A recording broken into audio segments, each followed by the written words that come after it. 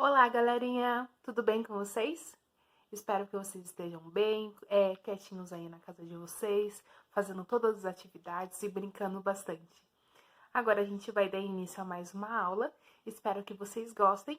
A prof fez com todo carinho para cada um de vocês e vamos nessa. Vamos lá! Olá, galerinha! Então, vamos lá iniciar nosso livro de ciências. Vamos fazer a página 16 e 17, o nosso Volta e Revisa. Nessas atividades, a gente vai relembrar um pouquinho sobre tudo que a gente aprendeu até agora no nosso livro. Ecossistema. Ecossistema é o conjunto formado pelos seres vivos, pelos componentes não vivos e pelas relações entre eles. Então, lembrando lá, o nosso ecossistema pode ser tanto grande quanto pequeno.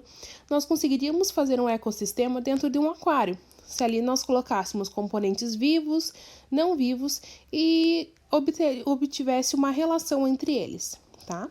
Então, lembre-se que o ecossistema ele pode ser variado. Relações ecológicas. Relações ecológicas são interações que os seres vivos estabelecem entre si no ambiente em que vivem. Então, é a relação de um ser vivo com o outro. Essa relação é denominada relações ecológicas. Então, vamos lembrar quais são elas. Primeiro, nós temos o mutualismo. Nessa relação entre dois seres vivos, em que ambos são beneficiados e um não sobrevive sem o outro. Então, os dois se beneficiam dessa relação e um não consegue sobreviver sem o outro. Nós também temos a competição. Nessa relação em que os seres vivos competem por um ou mais recursos naturais, como água, alimento e abrigo. Então, eles acabam competindo por água, alimento ou abrigo. Nós também temos uma relação chamada parasitismo. Nessa relação entre dois seres vivos, em que um é beneficiado e o outro é prejudicado. Lembrando lá do piolho. O piolho, ele acaba sugando o sangue e ele é beneficiado e a pessoa seria prejudicada nessa relação. Nós também temos a cooperação. Nessa relação, os dois seres vivos obtêm benefícios, porém, ela não envolve sobrevivência. Então, quer dizer que esses dois seres vivos conseguem viver muito bem um sem o outro, ok? Então, essas são as relações ecológicas.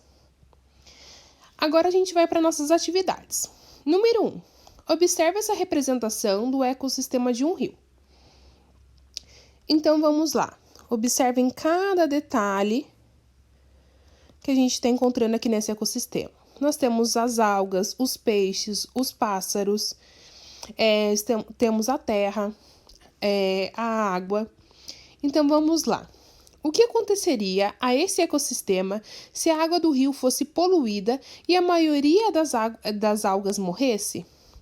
Então, eu quero que você explique com suas palavras o que você acha que ia acontecer com esse ecossistema se essa água fosse poluída e as algas aqui morressem.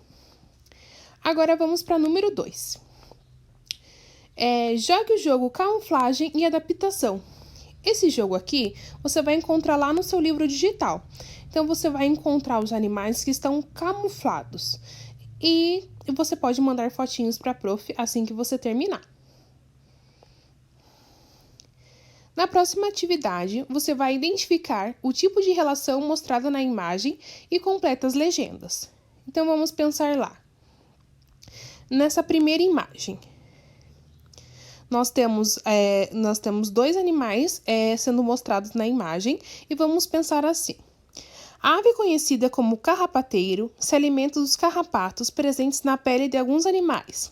Por exemplo, a capivara.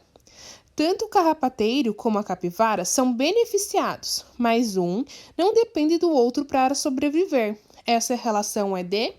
Então, vamos pensar. Os dois são beneficiados, mas um não precisa do outro para sobreviver. Eles conseguem viver um sem o outro. Qual é o nome dessa relação? Lembrem-se lá do slide anterior. B. Os pulgões são insetos que se alimentam da seiva de algumas espécies de planta. O pulgão é beneficiado e a planta é prejudicada.